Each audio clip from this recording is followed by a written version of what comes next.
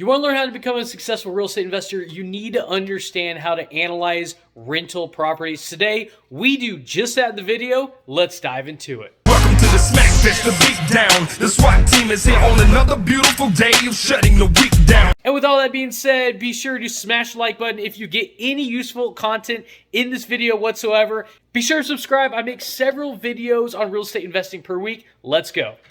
What is going on, guys? Today we're going to go over how to analyze a rental property. I'm going to show you how I do it, and I'm going to show you all the websites I use to be able to do this and find all the information so you can get good information and comps so you can make good decisions when buying. So we're going to go to Texas. We're going to North Texas because that's my area. I'm actually in the Dallas area. We're just going to scroll into the Fort Worth area, and we are going to pick a random property. I don't know a whole lot about it. We're just going to pick something. We're going to analyze it. It's going to be a single family, and we're going to see what we can find. So we're going to scroll down, and let's just pick one that looks like it could be potentially a decent deal. Ooh, that's a pretty house. Let's see here. We are going to pick this guy right here. It's $212,000. It's a 3-bed, 2-bath, 1,100 square foot home. Let's scroll through here. Let's get a good indication of what it possibly may need. Looks like it's a 1-car garage. We're going to scroll down. It looks a little bit dated, but it's definitely clean. It definitely looks livable, at least from the picture so far. The paint looks okay. Definitely has wallpaper. Some people hate that. You got some upgrades. Got a nice vanity. Floors look good. So this house might be in pretty decent shape, at least from the pictures. This might make a nice little rental. Professional pictures coming soon. Quaint little blah blah blah. Basically, you're looking through and seeing like, does it need foundation? Does it need AC? Does it need a roof? Sometimes they'll say some of that. You also look for the words TLC. Yeah, so this one is not too bad. So basically what we're going to do, not too bad as far as condition-wise. And you might say, okay, well, it's a 3-bed, 2-bath, $212,000. How do I know that's a good deal? What do I do? Okay, so great. So what you're going to do is you're going to copy the address. You remember it's a 3-bed, 2-bath. You're going to go to rentalmeter.com, and you're going to input this information. 3-bed, 2-bath, or 1.5 or more. And then from here, you're going to get some breakdowns, okay? Since I pay for the pro subscription, you are going to see what a pro subscription actually looks like on the inside. So we're going to see that it averages $1,700 a month up to $1,900 a month. So let's go ahead and go inside and see what it looks like. So this right here is the outside of it, and we're going to come back to that in a minute. But this is the property. A is right next to us. We want to stay inside the neighborhood, so really any of these would be actually okay comps. You don't want to go on the other side of a major street.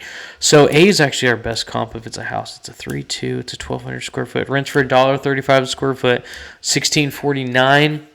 So what you would do in that case is you would actually click on this picture to make sure it looks like a comp. It does. This one actually has an extra garage. Yeah, so it's also a 3.2. It's the same size. So then what you could do is you can say, okay, that one's $1.35 square foot. Where are these other ones? $1.69, $1.11, $1.11. So that's about average, I guess. Maybe just on a little high side. So $16.50 is really the rent for this property. So we know we're already not at the 1% rule. In this case, I would literally just go skip it right on over and be done with it. But we're going to keep pushing because I want to actually show you how to look all the way through this, okay? So what you'll do next is you will click on the street view. And from the street view, you can see this is in a clean neighborhood. At least it looks clean from the 20. Sometimes it says what year. There it is, 2022. Okay, that's good. That's good. That's real good. So they just drove through this.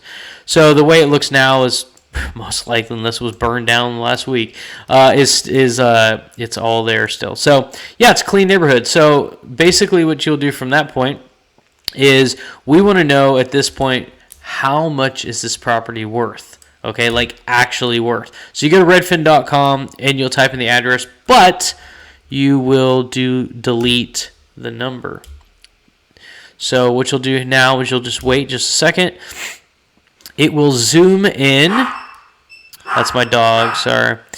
And right there, we are on Eastview Street. So you have another comp at 212,000, which is actually the same one. Okay, so it's showing that property there, which is great. And then if you go to sold, because this is what we really want to see, in the last 3 months would be great. So you got one for 240. So the comps are not that great, at least for me, because this is a 2.5 bath and it's bigger. It shows me that they're selling it for really exactly what it's worth. You're not getting any equity. You're not really getting a great deal out of it, other than the fact that it's clean and ready to move in. So I went out to 6 months. You got one at 185 that sold.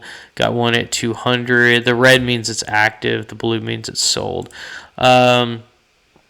So yeah, so this is how you would pull comps. Is you'll literally just type in everything but the address, and then you'll see the street. And these are not in substitution for having a realtor, by the way, because this shows listed prices, not necessarily sold prices. But here in North Texas, everything sells for typically list priced or a small percentage over.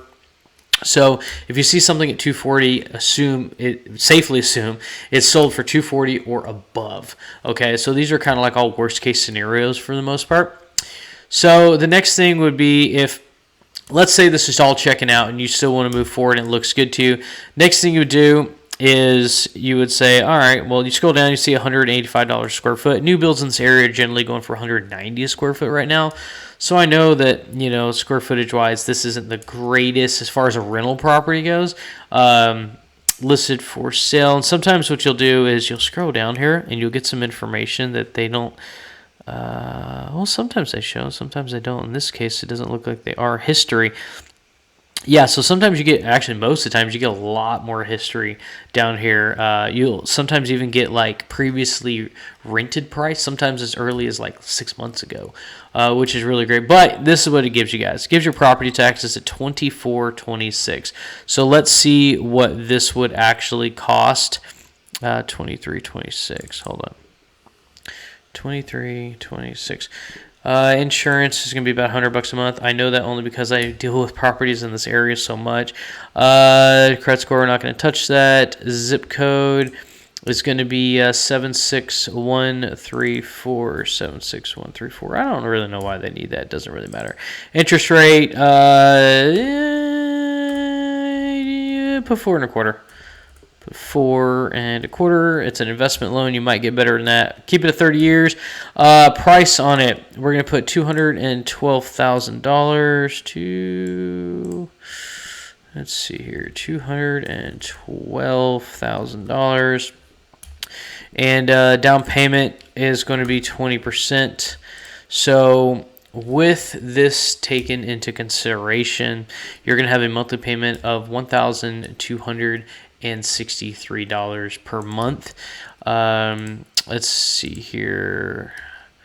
And the rental on it was $1,650. Okay, so basically, some people start doing that math and go, oh yeah, so you'll make $400 a month, but not necessarily. Okay, so this is really how it's going to work. So your rent you're going to get in is going to be $1,650 a month. Okay, so you're going to take that, and then you're going to subtract 10% of that number as vacancy. So 0.10, which is $165. Property management fee of 10% of the collected rent, which is another $165. And then you're going to take out approximately $100 a month after you've actually gone through it and actually done your rehab to give you like a repair cost. So basically you've got $165 times 2 plus $100. So $430 a month is coming out of that $1,650, which brings you to a net total of $1,220 in your pocket. That is why, and of course we're obviously at a pretty much a small loss here. That's why it's so important that the 1% rule makes sense. And I called this before we even ran the numbers, and that's why. Basically, a $200,000 property, you want it to be able to rent for $2,000 a month. $100,000 property, $1,000 a month, and this is exactly why. because they're a loss leader. If anything else happens, if property management if vacancy goes up, I should say, if repairs go up, it's just an even bigger loss. And you want cash flow, ideally a couple $100 a month per door or better. I shoot for much higher than that, but a popular assumption is a couple $100 a door or better. So hope you enjoyed the video, and stick around for more content on this channel. Subscribe if you already haven't, and make sure you hit that like button. I will see you on the next one.